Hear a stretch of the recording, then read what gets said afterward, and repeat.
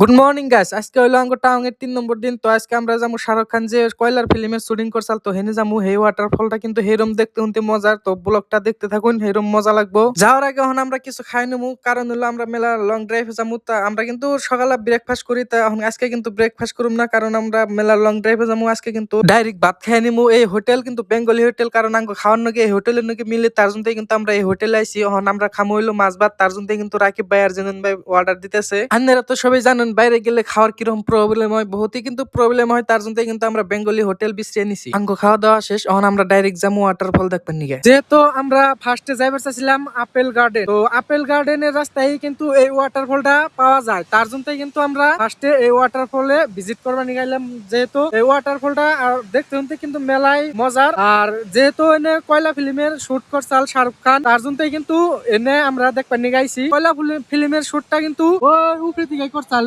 শাহরুখ খানের কয়লা মুভির শুটিং, কিন্তু এই ওয়াটারফলেও কিন্তু অল্প একটু নেওয়া হয়েছে। এই ওয়াটারফল কিন্তু বহুতই বড়, যেহেতু অনেক বেশি পানি নাই, তার জন্য বেশি মানে ঝর্ণাটা উপরে দিকে আইতেছে না। যে সঙ্গে পানি থাকে গাছ, এই সঙ্গে কিন্তু বহুতই পানি হয়ে থাকে। দেখুন গাছ বহুতই মজা দেখা যেতেছে। আজকে কিন্তু অ্যাপেল গার্ডেন যাবি না কথা আসল, তা যাই হলাম না, তার কারণ হলো টাইমে মিললো না। কালকে কিন্তু অ্যাপেল গার্ডেনও যাম, একটা সানের টানেল বলে জায়গা আছে, সেই জায়গায়ও কিন্তু ঘুরবার যাম।